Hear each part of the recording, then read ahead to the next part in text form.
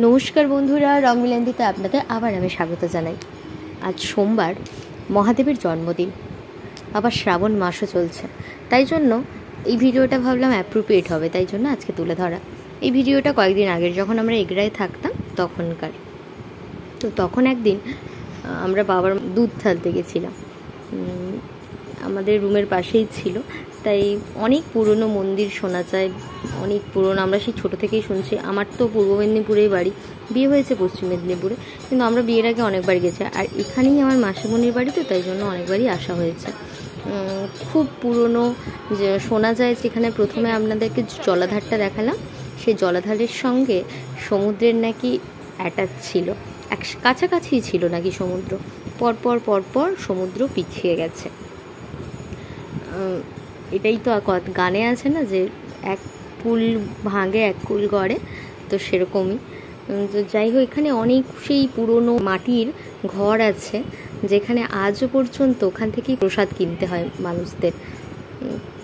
আমরা এর আগে এসেছি, মানে আমার যখন পিসিমণির ছেলের মাথার চুল দেওয়া হয় তখন এসেছিলাম, তখনও দেখেছি ঘরটা ছিল, এটা অনেকটা বড় ছিল, এখন অনেকটাই ভেঙে চুরে গেছে, প্রায় ধ্বংসস্তূপের কাছাকাছি।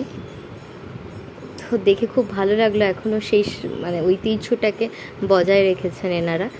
তো তারপর আমরা মন্দিরের ভেতরে গেলাম, গিয়ে দেখি একটা অদ্ভুত জিনিস, জানেন তো, যে শিবলিঙ্গটা করা আছে তার মাঝখানে যে জলটা আছে, জলটার যেন ভেতরে যেন কিছু হয় না, মানে বুদ বুদ বুদ বুদ একটা হচ্ছে। দেখুন, আপনারা দেখতে পাবেন আশা করি।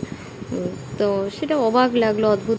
মন্দিরে যে পুরোহিতটা পুজো করছিলেন তাকে জিজ্ঞাসা করতে উনি বললেন যে ঠাকুর আছে, তাই জন্য। তো ওরকম আশা, ঠাকুর তো অবশ্যই আছে, কিন্তু সেরকম কিছু নয়, ওটা হচ্ছে কোনো সায়েন্টিফিক কারণ আছে, তাই জন্যই এটা হচ্ছে। ভগবান তো আমরা সবাই বিশ্বাস করি, তাই জন্যই আমরা মন্দিরে যাই, নিজেদের মনস্কামনা জানাই।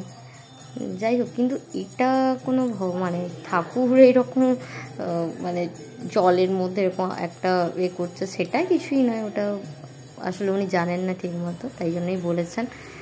যাই হোক, ওখানকার লোকেরা জানেন তো খুব বিশ্বাস করে মানে ঠাকুর দেবতা। আর চন্দনেশ্বরে যেমন মন্দির আছে না মহাদেবের, তো এগরাতেও এই মহাদেবের মন্দির, এখানে মানে প্রচুর মানুষ বিভিন্ন জায়গা থেকে আসেন।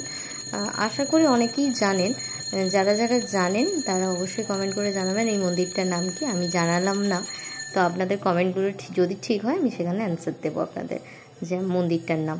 তো যাই হোক, আমার ভিডিও যদি ভালো লেগে থাকে অবশ্যই আপনারা শেয়ার, লাইক এবং কমেন্ট, আর অবশ্যই সাবস্ক্রাইব করবেন।